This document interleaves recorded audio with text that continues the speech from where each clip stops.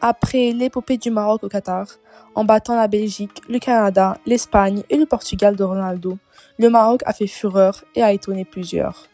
Ce soi-disant outsider a su utiliser ses forces, tout comme ses faiblesses, à son avantage, et c'est ce qui fait de lui un pays redoutable aujourd'hui.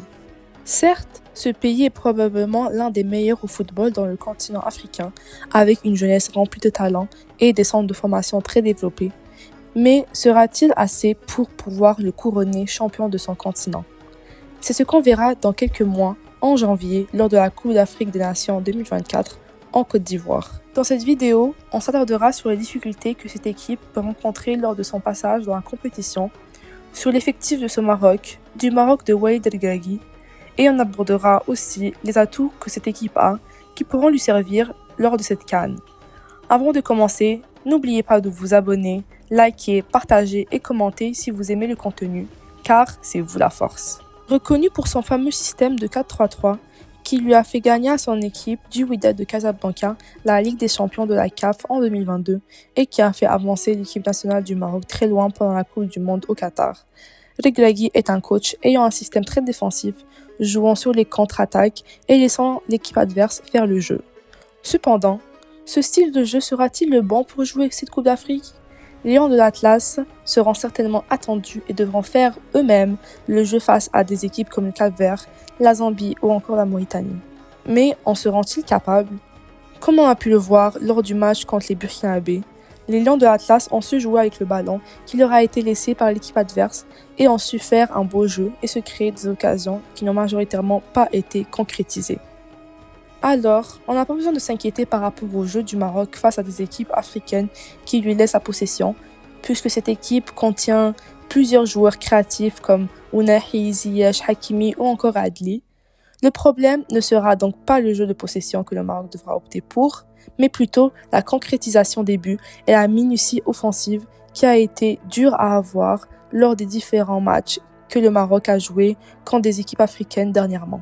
Plusieurs occasions ont été manquées lors du match contre le Burkina Faso, celui du Cap-Vert ou encore de l'Afrique du Sud. Des occasions qui nous seront chères lors de la CAN, des occasions qui peuvent déterminer si l'on passe ou non au prochain tour, des occasions qui devront être bien placées et cadrées afin de pouvoir lever la coupe. Avec son effectif, qui n'a probablement jamais été aussi complet, le Maroc a actuellement une équipe qui n'a rien à envier aux autres. Il y a toutes sortes de talents et de jeunesse, ce qui est un bon présage pour l'avenir de ce pays. Quelque chose qui a valu très cher à l'équipe de Regragui en Coupe du Monde est la faible profondeur de banc, ce qu'on peut dire qui n'est plus un problème à cette équipe actuelle. Nous avons quasiment d'assez bonnes doublures à tous les postes. Certes, certaines n'équivalent pas au niveau des titulaires de l'équipe, mais elles font très bien l'affaire. Il y a eu un très grand progrès lors de la dernière année et je crois certainement que le Maroc a appris de ses erreurs.